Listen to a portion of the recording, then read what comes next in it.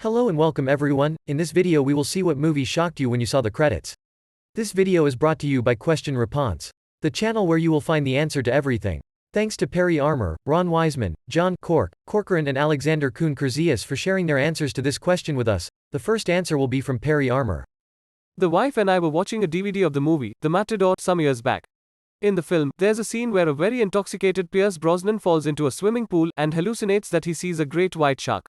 The shot is only a few seconds long, but being a freelance underwater cameraman for TV shows, I actually recognized the shark as one that I'd seen at Guadalupe Island, Mexico. I said to my wife, "That's Bruce, I've seen that shark. I wonder who shot this?" The credits rolled, and my name scrolled up. The studio had bought some of my stock footage and transferred it to film. I knew I'd seen that shark. What do you think? We will continue with Ron Wiseman's answer. No doubt about it, this award goes to Monty Python and the Holy Grail. For those who were intelligent enough to actually sit still and read the credits, there were lots of treats in store. The credits appeared on a series of slides. At the bottom of each slide was a comment. The above ones are hard to read, so here are all the lines from the bottom of various credit slides.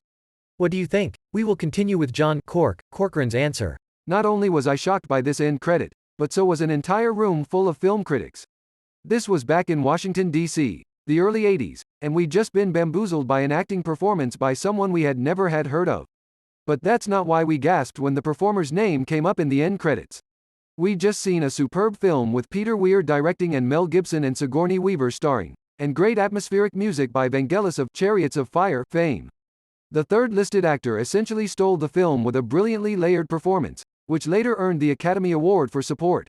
The actor was on screen for much of the film, and it was evident from early on this was first-rate work. Nothing shocking, so far, right? This was well before the internet, back in a time when information about an upcoming movie was not so easily accessible. There were times when even well-informed critics, myself included, knew virtually nothing about the film going into the screening. There had been no pre-credit sequence, so while critics usually stay throughout end credits at a screening, we all were particularly anxious to find out the name of this star to be.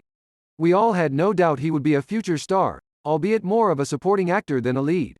He was quite short, and not particularly good-looking. Just a great actor. Or was he? When the credit for this performance popped up, so did the gasp from the audience. We'd all been fooled. We immediately realized the performer would not earn a nomination for Best Supporting Actor after all. That's because the role of Billy Kwan, in The Year of Living Dangerously, was played by the talented and then unknown actress Linda Hunt. Miss Hunt currently co-stars in NCIS, Los Angeles, a hit TV series, and has appeared in other films since, but nothing matches her work in a role that caused a room full of critics to gasp. What do you think? We will continue with Alexander Kuhn-Kurzius's answer. It's the kind of shock you get when you realize that the movie you've watched so many times isn't just brilliant but goes way beyond that.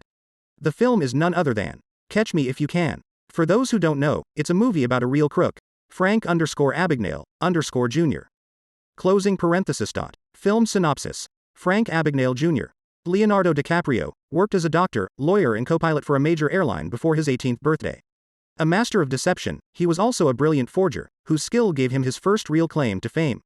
At the age of 17, Frank Abagnale Jr. became the most renowned bank robber in American FBI history. Agent Carl Hanratty, Tom Hanks, makes this his main mission to capture Frank and bring him to justice, but Frank is always one step ahead of him. Now here's what I saw during the end credits. Yes, the real Frank did play a part in the movie, and this anecdote was not publicized or facilitated at all. I know it's just a little cameo, but the fact that I wasn't aware of it, even though I've seen the movie more than 10 times, blew me away. My first thought in realizing this element was a massive WHOAAA. This cameo is definitely a reference to the title of the film. Here's the real Frank Abagnale playing the role of a French cop, who arrests Leo, playing Frank Abagnale Jr. Frank Abagnale stops himself. This is the end of the video. I hope you have more answers. If this answer helps you, please help us too by leaving a like and subscribing to this channel. It allows us to move forward on YouTube. The video is over. You can continue discussing this question in the comments, or find another question that interests you. See you next time.